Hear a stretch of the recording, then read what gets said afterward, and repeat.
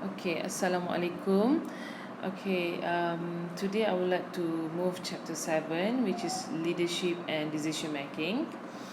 Okay, in this chapter, is focused on several approaches to leadership and describe the transformationals and also the charismatic perspective on leadership. Okay, and in this chapter also looks on at the types of leadership aptitudes and also neutralizer, as well as several contemporary issues in leadership. Okay, so um, what I can see is in this chapter is all discuss about the strategic leadership, the ethical leadership, the virtual leadership. Okay, which is related to leadership to decision making, and also it discuss about both rationals and also behavior perspective on decision making. Okay, so before I start, uh, uh, before I start, we'd like to what I can say is in this chapter is they have about 8 parts, which is first part is a talk about the nature of leadership. Second part is early approaches to leadership. Then they talk about the situational approach to leadership. The next part is leadership through the eyes of followers, which is about the transformational leadership, charismatic leadership. Then another part is about special issue in leadership. Then the changing nature of leadership, emerging issues, and also the lastly is about leadership management and also decision making. Okay, so, okay, in this chapter, after you reading this chapter, you should be able to answer all these questions. Okay, I encourage you to do this question also, because it's a this question also will help you for your revisions for your final. Okay. Okay, we go for the first slide, which is the nature of leadership. Okay. Okay. In this chapter,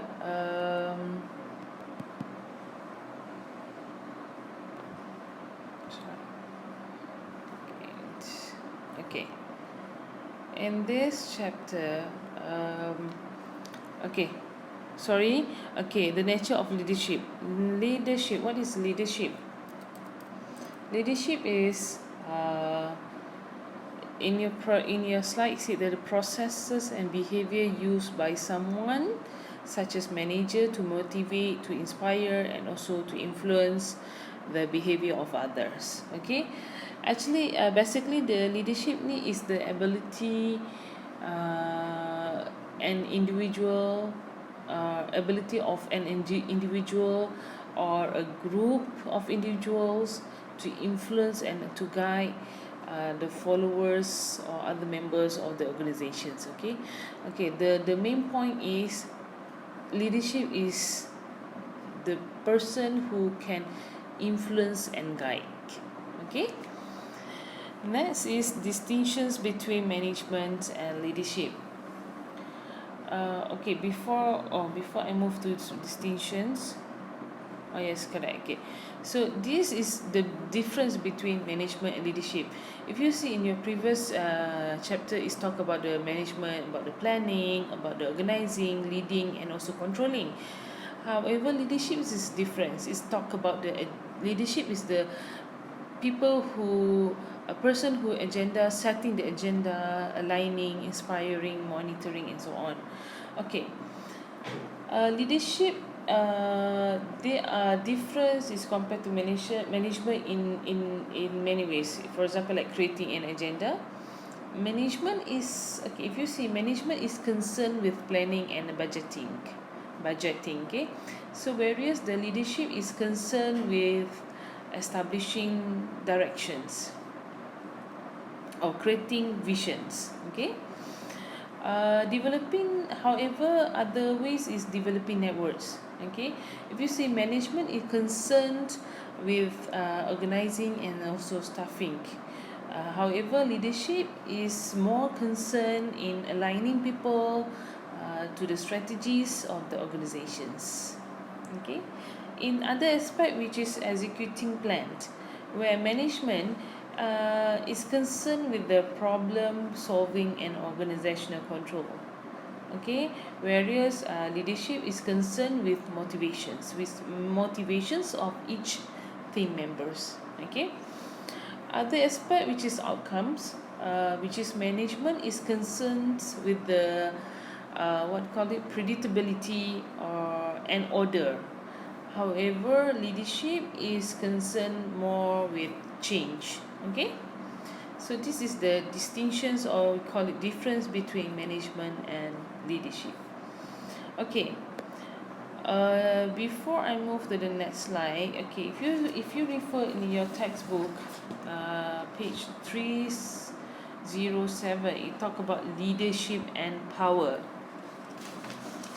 Okay, which is not in your slide. Okay, you can refer in your textbook or your ebook. Okay, uh, leadership and power, it talk about the what do you call it, the kind of power that leadership have. Okay, that okay, which is, it talk about legitimate power, reward power, coercive power, referent power, and also expert power. Okay, what is power? Okay, power is a ability to affect or to influence the behavior of others. That is called as power. Okay, that's the meaning of power. Okay, first we go kind of power. First is legitimate power. What is legitimate power? Legitimate power is a formal type of power which is derived from the position that you hold in organizations. Okay, with this legitimate power, it is your position that give you your power. If you lose your power will disappear. Okay, this is because your subordinate will influence only by your position, not you as an individual. Okay, that is legitimate power. For example, like position as a CEO, presidents. Okay, they respect you, you can influence them because of your position. It's not because of you individually. Okay, that is legitimate power. However, next is about reward power. Okay, reward power is simply the power of the manager to give some type of reward to an employee as the means to influence the employee to act. First, okay, it's like macam you are giving rewards to employees in order you in apa orang kata you able to influence them by giving reward to them. Okay, for example, like reward, it can be tangible or intangible. um, apa dia if the tangible reward or intangible reward is that tangible reward are physical things lah. Okay, tangible reward ni physical things, for example like monetary award, wages or salary increase, bonus. Okay, give and so on. So intangible, however, intangible reward that is also be effective. Okay, it's effective. For example, like you are giving reward intangible, for example, like for positive feedback, recognition, rise their status. Okay, and etc. Okay, this is called reward power. You give them reward in order to influence them. Okay, next point is coercive power. Coercive power is the ability of a manager to force an employee to follow an order by threatening them, the employee, with punishment if the employee does not comply with the order. Okay, the most important about this concept is to what you call it, to understand about the coercive power is to use the application of force.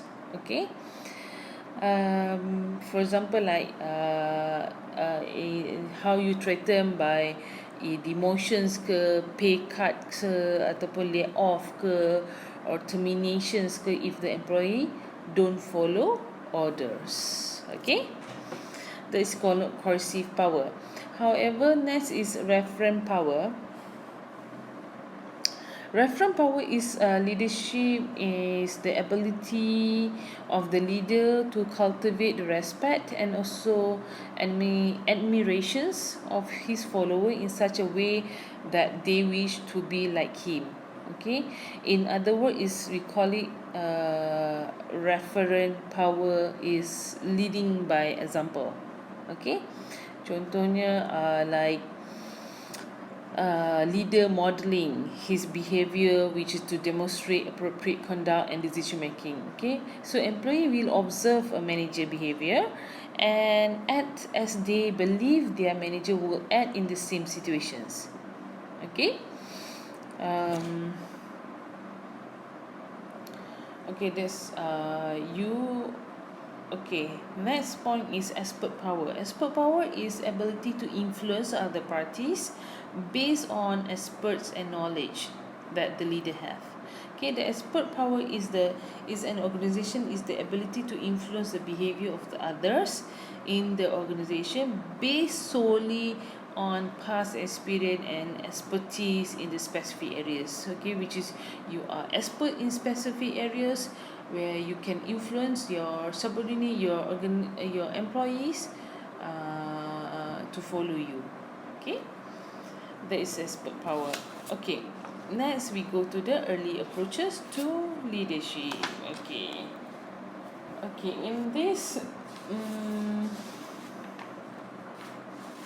okay, early approach of leadership. Okay, um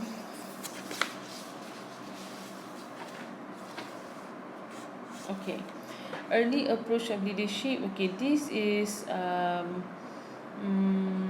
it talk about the focus on okay, in your slide said focus on identifying the essential traits and that distinguish leader. Okay, which is intelligent, dominance, self-confidence, energy, activity versus passivities, and knowledge about the job. Okay, this is about the approaches, early approaches leader. Okay, so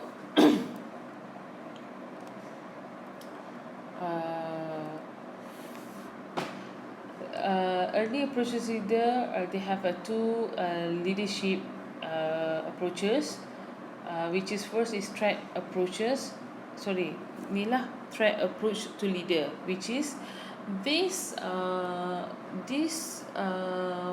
approach is researchers focus on identifying the essential leadership traits, apa which is intelligent, dominance, self-confident, energy, and activity. These all things lah. Okay, however, behavioral approaches to leadership, okay, it's this leadership focus on behavior employed by effective leaders. Okay, which is mean this basic form of leader behavior, they focus on leader behavior and also employees, and this basic leader behavior, they focus task focus leader behavior and employee focus leader behavior. Okay, task focus, which is occur when the leader focus on how tasks should be performed in order to meet a certain goal. However, employee focused leader behavior, which occur when the leader focus on the satisfactions, motivation, and well-being of his or her employees. Okay, so in behavior approach to leader, again I say what do you call it? They focus the behavior of employed by effective leader, which is they led to the identification of two basic form of leader behavior. Okay, which is task focused leader behavior and employee focused leader behavior. Okay, However, again, I want to remind you, threat approach focus. Okay, threat approaches to leader is focused on identifying threats that indicate leadership ability, including intelligence, dominance, self-confidence, energy, activity, and knowledge. Okay. However, behavioral is they identify into basic form, which is task focused leader behavior and employee focused leader behavior. Okay, I hope you are clear about the early approaches to leadership. Okay, next is about okay, inilah tadi we talk about this task focused leader behavior and employee leader behavior. Okay, this is in page 309 in your textbook. Okay, next is about the situational approach to leader.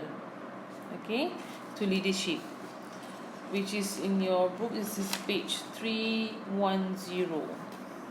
Okay, this situational leadership, the situation is assumed that the appropriate leader behavior varies from one situation to another.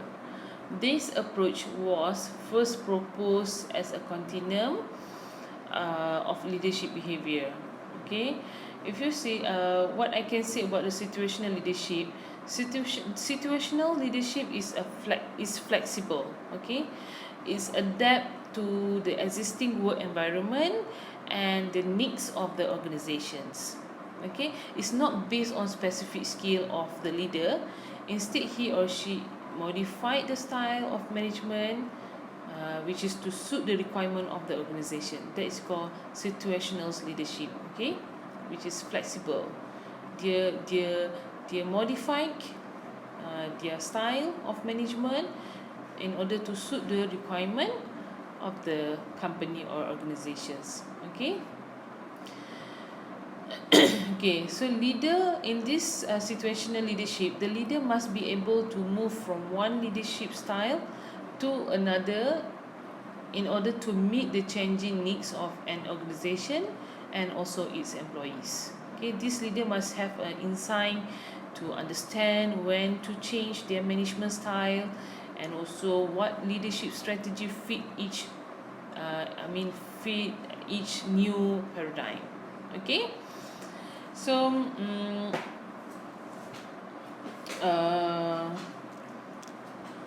this is about the situational approach. Okay, so leadership characteristics considered include here. They say, okay, situational characteristic, which is the manager value system, confidence in subordinates. This leader are personal style. They have subordinate characteristics. There are tolerance for ambiguity, level of knowledge and experience and motivations.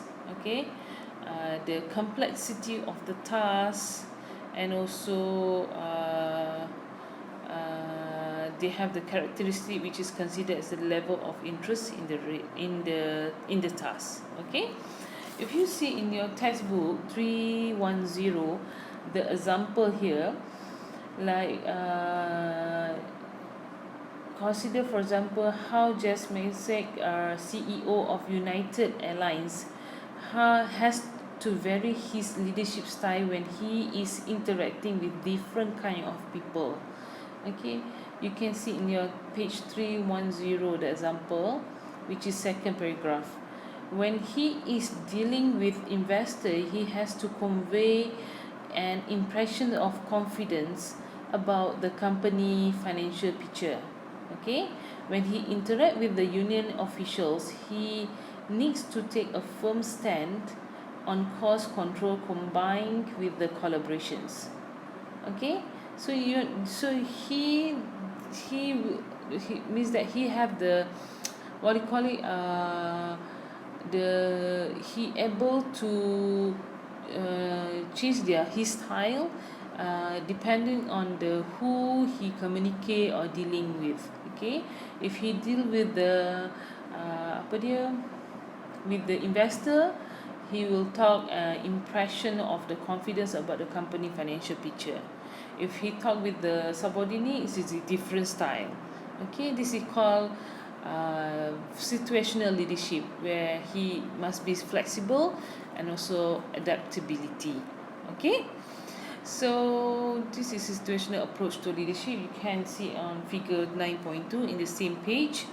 Okay, next it's move to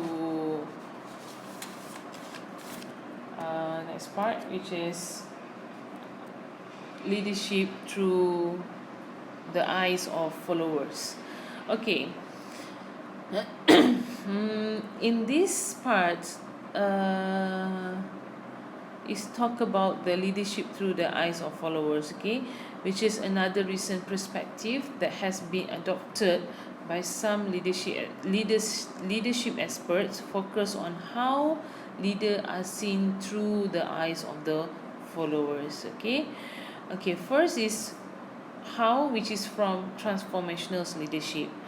Transformational leadership, in your slide, say that the set of ability that allows a leader to recognize the need for change, to create a vision, to guide the change, and to execute the change effectively.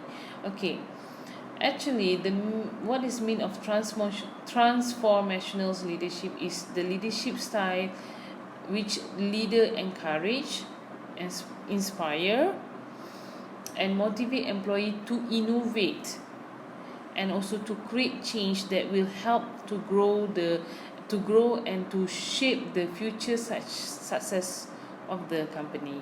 Okay, so this is accomplished by setting an example at the executive level, which is through a strong sense of corporate culture, but the employee ownership and also the independence in the workplace. Okay, that is transformationals. Okay, transformationals,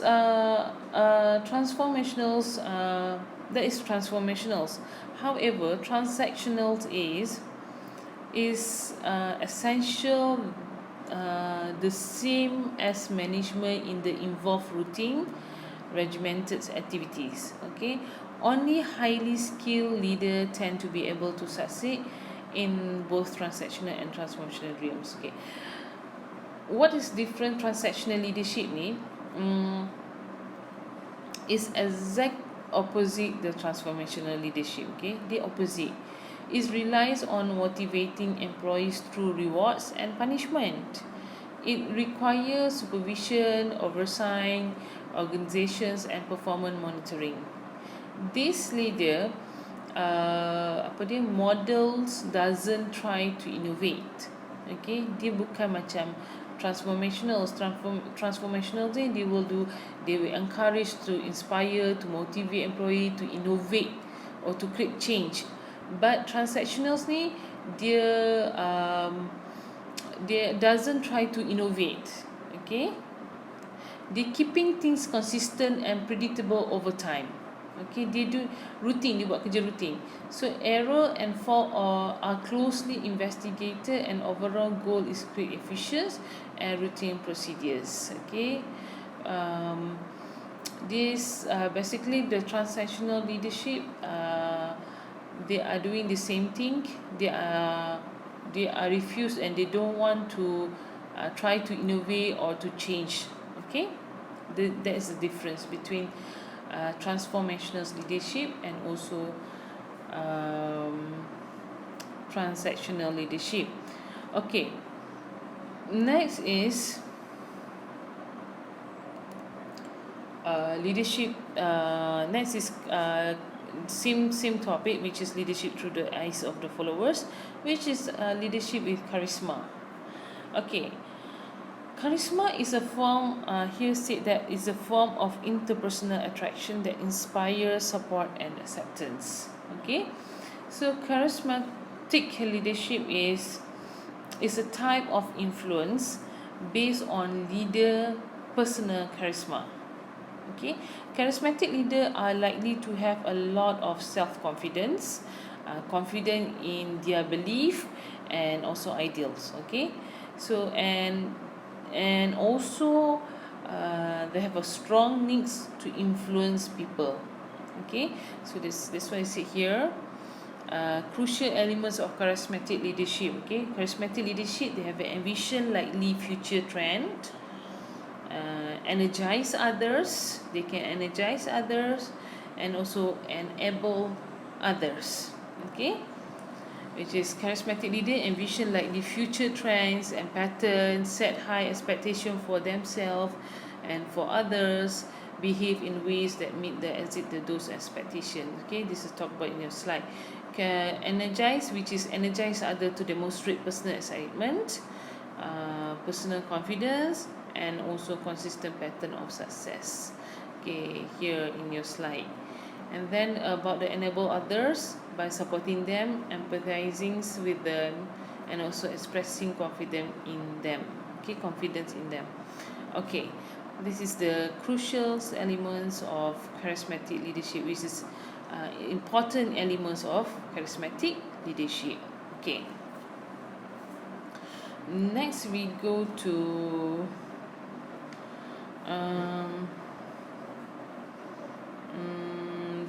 next point, which is special issues in leadership. Okay, this special issues in leadership, leadership substitute is discussed about the leadership substitute and neutralizers. Okay, okay, is in your textbook is page 313. Okay, this part is talk about leadership substitutes and also leadership neutralizers. Okay, what is leadership substitutes? Okay, leadership substitute is individual, task and organization characteristics. Okay, is in your slide said that tend to outweigh the needs for the leader to initiate or direct employee performance. Okay, in other words, when certain individual abilities, experience, trainings, knowledge, motivations and or professional orientation are present, people can perform well without the designated leader. Okay, this is called as this when the, which mean that this is when they don't need leader. Okay, they don't need leader, and they think that leader are not so important. This is when this happen. This is called leadership substitute lah. Okay, and then leadership neutralizer is a factor that may render certain certain leadership behavior ineffective. Okay, for example, like leadership neutralizer include norms, group cohesions, elements of the job and organizational factor. Okay, so for example, like will be inexperienced leader assigned to a very experienced group with long standing performance norms and high productivity. Okay, so example like that. For example, what the organizations assign inexperienced leader to monitor a group of people who are well standing performance and high productivity. Okay, that's called leadership neutralizers. Okay, again, you will get confused in terms of leadership substitute and leadership neutralizer. Leadership neutralizer are factors that can render various leadership behavior ineffective. Okay, there's a difference between leadership substitute. Leadership substitute ni is when bila diorang rasa they don't need leader and they think that leader is not important. Okay, for example here, leadership substitute and neutralizers. Okay, they said here is individual factors, because of the individual factors. Okay, because of job factors, because of organization factors and group factors. Okay, you can read your own, which is also in your textbook. Is page table 9.1 is page 314. Is identify several basic leadership substitutes. Okay. Next is the changing nature of leadership. Okay.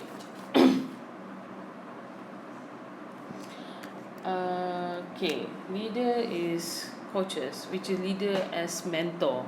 Okay, here is from directive overseers to mentors. Okay, is leader as mentor.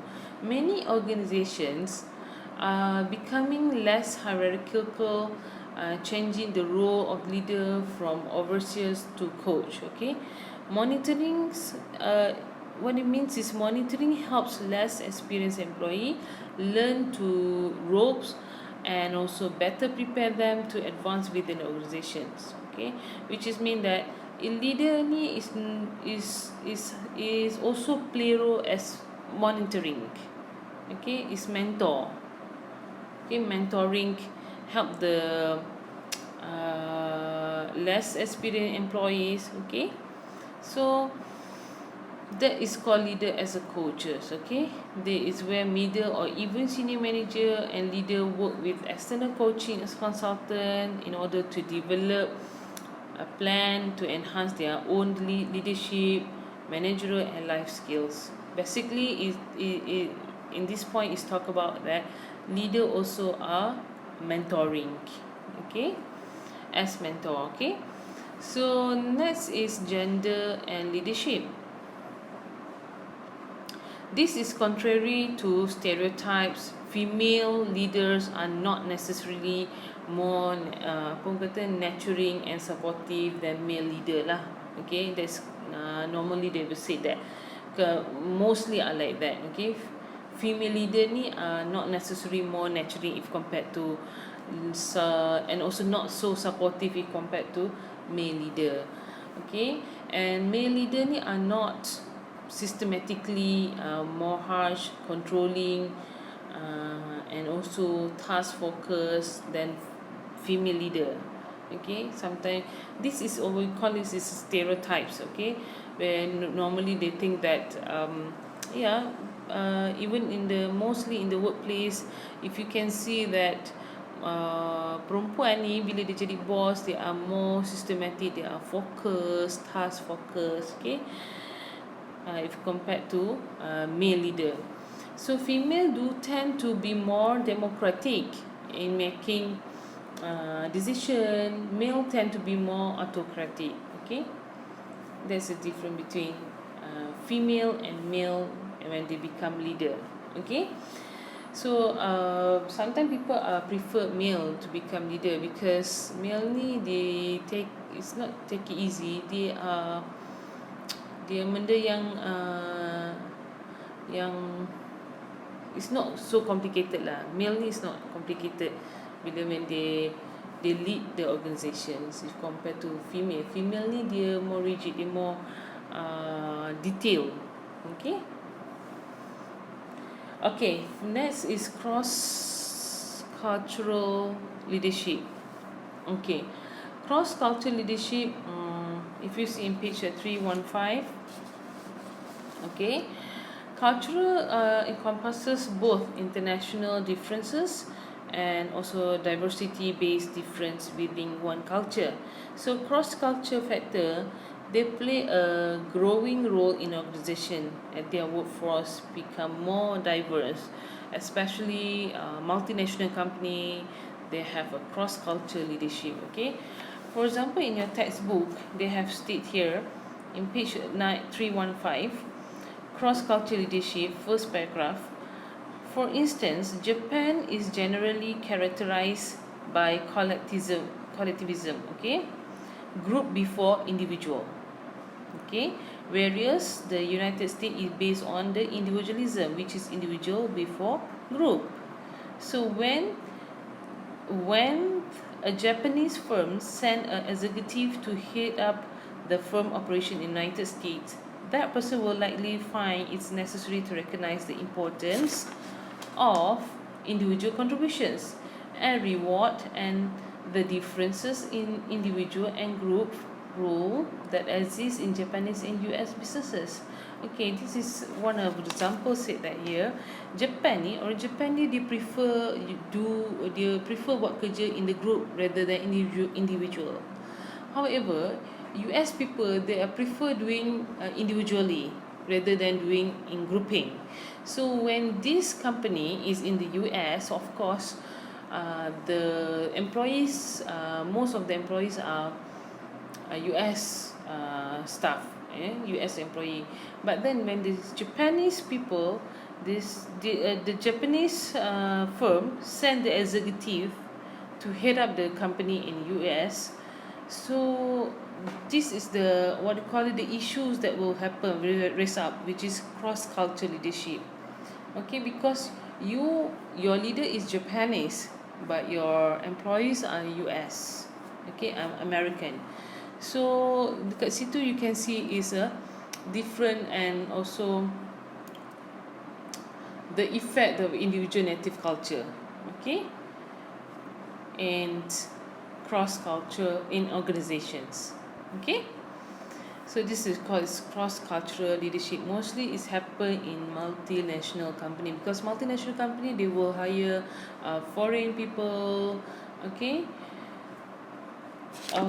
I hope you are clear about it. Okay, next we go to next part, which is emerging issues in leadership. Okay,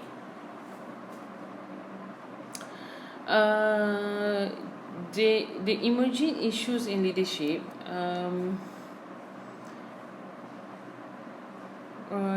they have three emerging issues in leadership, which is strategy leadership, ethical leadership, and virtual leadership. Strategy leadership is, in your slide, say that leaders' ability to understand the complexity of both the organization and its environment, and to lead change in the organization so as to enhance its competitiveness. Okay, so which means that strategy leadership is referred to a manager's potential to express a strategic vision for the organizations, okay, or a part of the organizations, and also to motivate and to persuade others to acquire that visions. Okay, so strategy leadership ni can also be defined as utilizing strategy in the management of employees. Okay, it is a potential to influence organizational members to execute the organizational change. Okay, strategy leader create organizational structure, allocate resources, and also express their strategic visions. Okay, so and also strategy leader work in ambitious environments on a very difficult issues that influenced by occasions, and also organizations external to their own. Okay, that we call strategy leadership. Okay, next is ethical leadership. Ethical leadership is a leader ability to maintain a high ethical standard for his or her own conduct. Okay. Okay, so to unfailing ethical leadership also ability to maintain the high ethical standard, and also to unfailing exhibit ethical behavior, and also to hold others in your slide say hold others in the organization to same standards. Okay, that's called ethical leadership. Okay, so basically ethical leadership means that acting according to your moral principles, okay, in your day-to-day business life, and also decision making. Okay, to put it simply, it mean that doing the right things So ethical leadership, staying true to your moral principle, and also while also being aware of the complexity of the some ethical issues, and also being sensitive to the differing views of the different views of your employees, and also managing the conflict that may arise. Okay, so basically is acting according to your principle, to your moral principle. Okay, which is do the right things. Okay, that's it called ethical leadership. Virtual leadership. Virtual leadership ni is a leadership refer to the exhibit when leaders and their employees work in location that are far from one another. Okay, mana ni? Okay, so which is mean that you communications and coordinations between leaders and their subordinates happen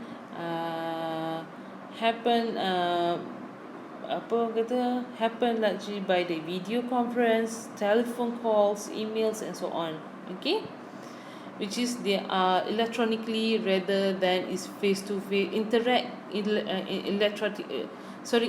electronically rather than face to face settings. Okay, stated in your slide. Okay, they do communication and coordinations in apa orang kata happen dia in video conference ke, in telephone calls ke, email ke, and so on. Okay, that's called virtual leadership. For example, like now, like we are doing online class, so our virtual is this we call virtual class. Okay, which is we are doing we use Zoom as a platform. Okay, next is leadership, management, and decision making. Okay, decision making.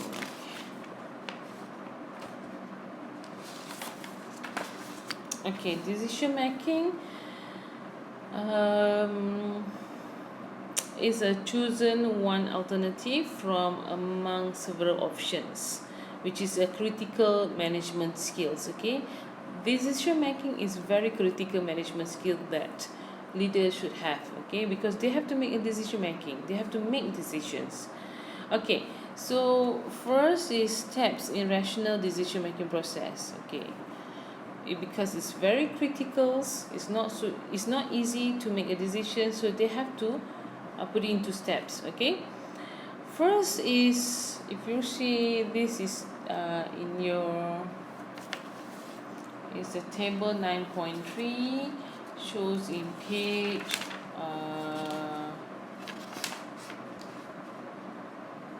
321.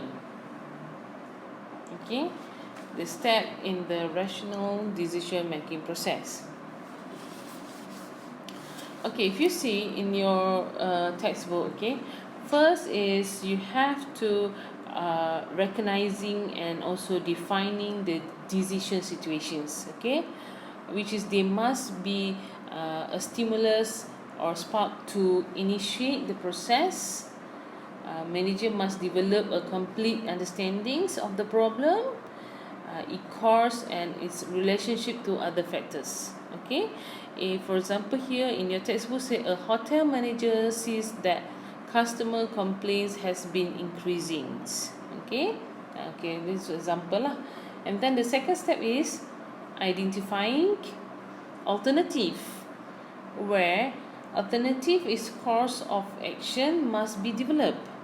Okay, the more important the decision, the more attention is directed to developing alternative. Okay, for example, in your textbook said the hotel manager can hire new staff, or offer service quality training, or leave things as they are. Okay, then step 3 is evaluating alternative. Evaluating alternative, which is manager must weigh the pros and also the cons, and the feasibility of all alternative to the problem. Okay, which means that the example here they say that the hotel manager decide leaving things as they are is unacceptable, but that is other two options may work. Okay, to step 3. Then they move to step 4. Step 4, what the leader do? Selecting the best alternative. Okay, this selecting the best alternative, which is finding multiple acceptable alternative, may be possible. So selecting just one alternative and rejecting all the others might not be necessary. Okay, so what is example is hiring new staff is too expensive, but that the hotel has unused funds in his training budget. Okay, so step 5 pula dia kata apa? Implementing the chosen alternative. Okay, this implementing the chosen alternative, the implementation is sometimes fairly easy. Okay, whereas in other situations the implementations is difficult. If you see the example, the new training program is developed. After they decide, then they develop the new training program. Then step 6, what happened? Which is step 6 is the leader have to following up and also evaluating the results. Okay, which is example here say, after 6 months the manager noticed a significant decrease in customer complaints. Okay, basically it's talk about the hotel manager who receive a complaints from customers. Okay, which is the complaint is being increasing, so they have alternative, then they choose the best alternative by providing training for their staff, and then they develop the training program, and then after 6 months they evaluate and they find out is decrease in customer complaints. Okay, so this is the step of rational decision making process. Okay, and then next is behavioral aspects of decision making. Okay, behavioral aspect of decision making.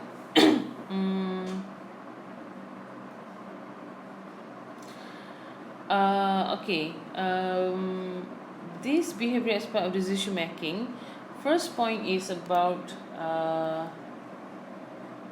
coalitions. Okay, coalitions is political forces in decision making. Okay, political forces contributes to the behavior nature of decision making. So a coalition is an informal alliance of individual or group in group form to achieve a common goal. Okay, which is stated in your slide. Okay, this is coalitions, which is here is talked about in your textbook is page 323. Okay, intuition is innate belief about the somethings, often without conscious considerations. Okay, intuition is often thought of the hunch. Okay,